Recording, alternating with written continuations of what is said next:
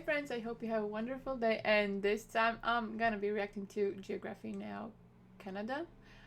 So, yeah, let's just start. Here at Geography Now, we got over 40 people that emailed us to help out with this episode from Canada. So without further ado, here comes the Canada episode. I guess this is really old. I'm thinking because of the audio. It's kind of weird, but yeah, okay. Still good. It's time to learn geography now! Hey Geography peeps, I'm your host Barbie. A lot of people sometimes have trouble distinguishing between Americans from the US and Canadians. Here's a little analogy. Americans are kind of like teenage boys. They're opinionated, energetic, and confident, whereas Canadians are kind of like teenage girls. They'll be polite to you to your face, but then they'll talk crap behind your back. That being said, let's see if we can dissect the flag. Usually when they're talking about Canadians, I remember in one series, they were talking like the Canadians are like more polite and stuff.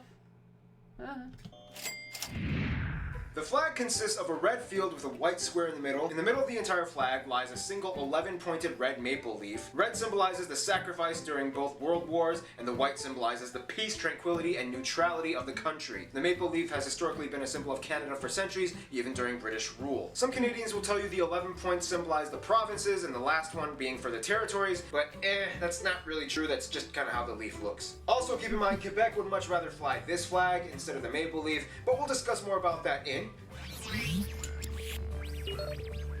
Alright, so Canada is huge. It's the second largest country in the world, so it's pretty safe to say that you can bet that there's going to be a lot of interesting things when it comes to administrative divisions. First of all, Canada is located on the North American continent, right above the United States, bordered by 3 oceans, the Atlantic, the Arctic, and the Pacific on all 3 sides. The country stretches over 6 time zones and is divided into 10 provinces. Yes, people, Newfoundland and Labrador are together one province. 6 time zones.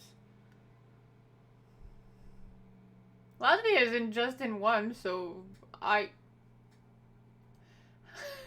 that works. Province, and 3 territories in the north, the capital of Ottawa being in the province of Ontario. Ooh, now let's have some fun. Now, the thing is, Canada's domain is lavished with sovereignty enigma and semi-autonomous wonder. First of all, let's talk about the border. At over 8,800 kilometers or 5,500 miles, with thousands of markers along the way, Canada and the US have the world's longest border between any 2 countries. Things are a little tame on the east coast, except for that one island they have a dispute with Denmark over, and that one other island within kayaking distance that France refuses to let go of until you get to the Quebec-Vermont border, and things get a little messed up when you reach Derby Line and Stansted. Since the town was built before modern-day borders were properly established, the town has a variety of houses, businesses, and buildings that lie directly on the border. Haskell Free Library even marks the border in Okay, I guess I just stopped in the right place. What is this? Okay, I kinda understand, like, on a street? But in a house? in its reading rooms, and has an entrance for people on the US side and the Canada side. People of each country must enter on their side, and if they exit on the opposite country, they must stay on the sidewalk and report to the customs office. Failure to do so and stepping on the road can result in arrest. And this delightfully Even arrest?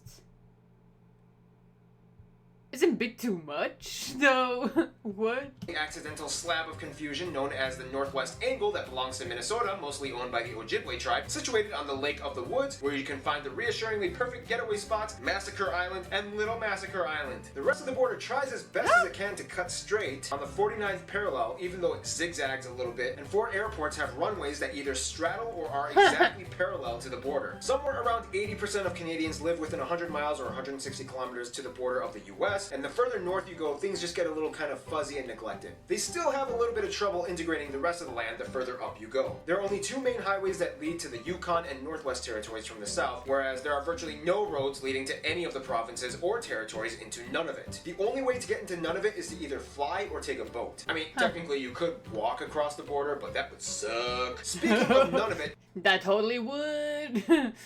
Oh my. So interesting. Canada has the most northerly inhabited place in the world. Alert Canada, a perpetually icy, frozen, desolate settlement typically operated by as few as 5 people year-round. Functioning as That's why sometimes somewhere in movies they're saying like the Canadians can like they are okay with the cold, I would say. I guess that's why. As both as a militaristic station and a seasonal research facility. Now, the one thing you have to know about Canada's administrative divisions is that it all kind of constitutionally fits together until you get to Quebec. Although Quebec is still considered a province of Canada, they've made it very clear in the past that they have a strong sense of Quebecois nationalism that many even take to the separatist extreme. Nonetheless, many of Canada's divisions and functions are heavily influenced by the landscape, such we will discuss in... Okay, so once again, Canada is huge and often referred to as the Great White North. However, not all of Canada is a chilly Arctic tundra. First of all, Canada's physical features are built with a strange yet complementary mix of geological and meteorological... What? Yes, that's a word. Score! Meteorological facets. Looking at Canada, one of the most notable features that sticks out would have to probably be the Hudson Bay. The second largest bay in the world after the Bay of Bengal, and the largest bay that freezes over in winter. This bay provides a drainage basin that hydrates about half of the entire country and a little bit of the northwest of the US. The strange thing is that the Hudson Bay actually sits on a gravitational anomaly in which gravity here is actually a little bit lower than the rest of the planet's average. And that's How that works. Gravity is lower. And so? What?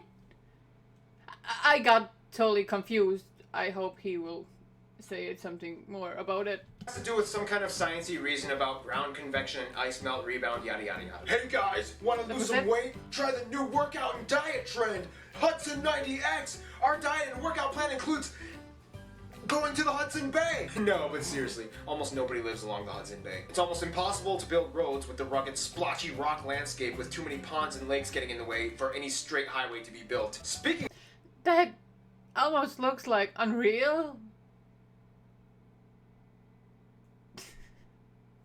So, okay. of which, at around 2 to 3 million, it's actually speculated that around 60% of all the world's lakes and about 30% of all the world's fresh water can be found in Canada. Tap water can actually have better quality than bottled water in Canada. This has to do largely with the domineering freckly crevice zone that takes up about half of the entire country, the Canadian Shield. The Canadian Shield is a wide plateau of exposed Precambrian igneous rock that harbors little soil and vegetation. That totally looks so cool. Wait. I wanna...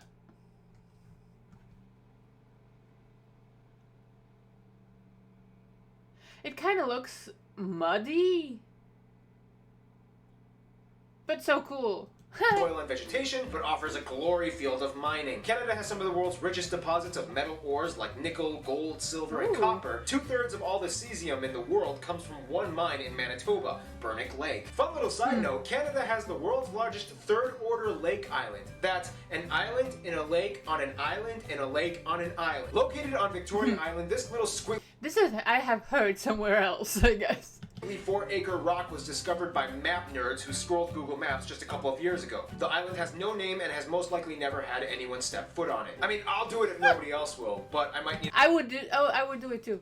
a corporate sponsorship. I'm looking at you, Aunt Jemima. Canada also has 2 of the top 10 largest impact craters on Earth. Sudbury Crater in Ontario and Manicouagan in Quebec with its almost perfectly circular imprint flooded and now a reservoir that you can see from space. Okay, there's a lot more in this section, so I'm just going to kind of rapid fire throughout all the rest of the facts. About 40% of the country is covered in forests and about 1/10 of the world's forests are in Canada. Over 60% of the world's polar bears live in Canada. The Bay of Fundy has the world's highest tidal range with the highest point being over 16 meters. Niagara Falls looks cool. Mount Thor has the world's highest vertical drop. Quebec alone supplies about 70% of the world's maple syrup, and they actually That's a lot. have a maple syrup reserve with over 222,000 barrels of maple syrup. Prince Edward Island has a weird natural...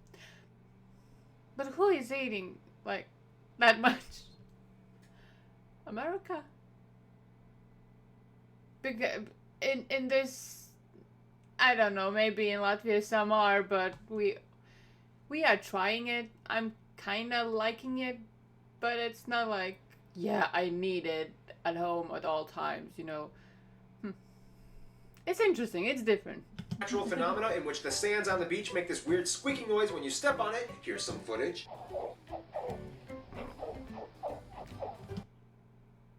That isn't normal?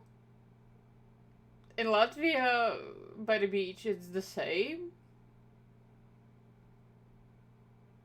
That's not normal? What?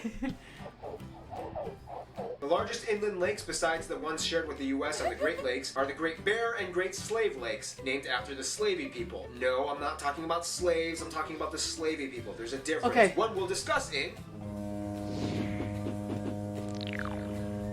Canada is one of those places where everybody kind of fits in, but there's always a little bit of gossip going around every corner. First of all, Canada has about 35 million people, making it one of the least densely populated places on Earth, about 3/4 of whom identify as white. Asians make up about 14%, natives and Aboriginal peoples make up a surprising 5%, blacks at 3%, Latinos at 2%, and the rest are just kind of everything else. Now again, Canada's population takes another turn because in addition to ethnicity, Canada also has linguistic groups. About 1 out of every 3 Canadians either speaks French fluently or understands enough to get by. The whole Quebec thing kind of plays a paramount role in Canada's societal operations. They kind of have to work really hard to make sure that this one province cooperates. Also, keep in mind, Quebec isn't the only place in Canada where French is spoken. Communities in Ontario, Manitoba, and especially the Maritime Province like Newfoundland, New Brunswick, and Nova Scotia have huge communities of French speakers. The difference though is that these French speakers have an even deeper level of segregated culture. Many people in the Maritime Provinces have a unique Acadian French culture that differs from Quebec. Fun side note, the Cajun people of the US in Louisiana are generally descended from the Acadian people that were expelled and deported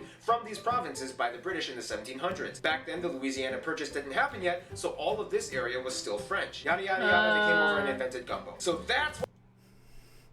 That's a bit confusing. why Cajuns speak French, America, because Canada! Nonetheless, about 1 out of every 5 Canadians was born outside of Canada, making Canada pretty diverse, especially by US entertainment quota standards. Alright, toss in a black guy, an Asian girl, why not throw in one of those Indian guys? Those people are trending these days, but make sure the lead is a handsome, attractive, rugged white guy. And this is where I want to make a geography now spotlight. Canada has a somewhat shrouded community of under-highlighted individuals that typically go unnoticed even by Canadians. Sure, we can talk about Toronto, Vancouver, heck, even Calgary has some chips on the table, but nobody really gives these guys a chance. So Yukon, Northwest, none of it, I'm putting you guys on display. Altogether, the population of all 3 of these territories is only about 110,000 people, making it the most sparsely populated area of all of Canada. First of all, Indigenous peoples of Canada number about 850,000 and altogether have about 630 reservations speckled throughout the entire country. The largest reserves are located in these territories. Indigenous people in Canada are generally categorized into 3 separate groups. The First Nations, the Métis, and the Inuit. The Métis are mixed-race indigenous, the First Nations are generally southern tribes that typically live in forested areas, and the Inuit are straight-up Arctic folk. Here's how you can kind of distinguish the 3 territories. Yukon is predominantly white, the Northwestern Territories has a lot of First Nation tribes, like the Slavey people who can be found close to the Great Slave Lake, although many of them prefer to be called the Dene. Cool side note, the Navajo tribe in the U.S.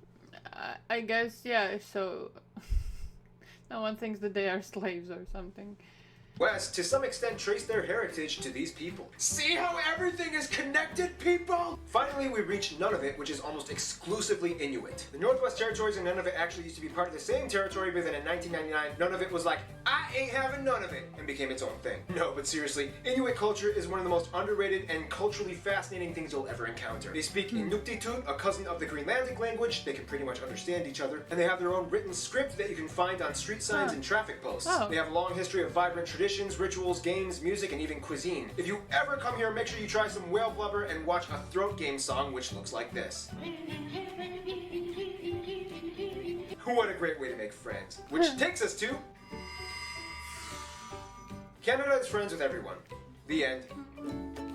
Nah, okay, let's elaborate just a little bit more. Okay, so Canada does kind of typically maintain a foreign policy that does encourage diplomacy outreach to pretty much every country that they can grab at. Heck, they even had good ties with Cuba after the US put an embargo on them. Nonetheless, Canada's relations kind of typically shadow those of the US. Allies with the same allies, and opponents with the same opponents. I mean, have you seen the movie Argo? First of all, Canada is not only part of the Commonwealth, but the Commonwealth realm. Yes, there's a difference. So in general, they pretty much get along with everything that was once part of the British Empire. Then you get the Francophone countries that also gel well with Canada as well. well. The funny thing is, although the US complains about the immigration procedures of Mexicans into the US, Canada is actually trying to coerce and entice Mexicans to come in. With its low birth rate and a need for a bigger workforce to assist the aging population, Canada has relaxed its immigration and visa policies in order to gain skilled workers, and specifically from the Central American regions. Flyers and advertisements are spread all over Mexico, encouraging them to move in. Of course, when it comes to those closest to them, Canada does have their top pick: the United States. Some say Canada is like the little brother of the US, some say it's like the best friend, but in all honesty, Canada and the US are kind of like teenage high school sweethearts. Canadians and Americans have been there for each other since day one. The US is the largest export and business partner of Canada and shares the closest diplomatic ties both nationalistically and militaristically. The difference between Canadians and Americans, though, is that Americans gained their independence by force, whereas Canadians by diplomacy. American immigration policy is like a melting pot where people are kind of expected to assimilate, whereas Canadian foreign policy is kind of like a mosaic. People are encouraged to be distinct culturally. In all honesty, though, they are kind of like a cute little teenage boyfriend-girlfriend couple. Sometimes they like to poke fun at each other, but at the end of the day, they're totally dating and they're totally making out with each other in the back of the movie theaters. In conclusion, Canada, you little sweet cheek you, I'll pick you up at 7. We're going out for some pancakes on that island, in a lake on an island, in a lake on an island. Stay tuned, Cape Verde is coming up next. But yeah, that island in a lake on an island on a lake, and I don't wanna say it wrong how many times. That's so interesting. Yeah. I really thought that he will say like something about what I did mention. But yeah. Like what I did mention about like they are polite and nice. Like kind of he did it at the end. But yeah, I hope that you did enjoy this video, and if you did, please consider to leave a like and subscribe, and yeah, hopefully I'm gonna see you next time. Okay, take care. Bye!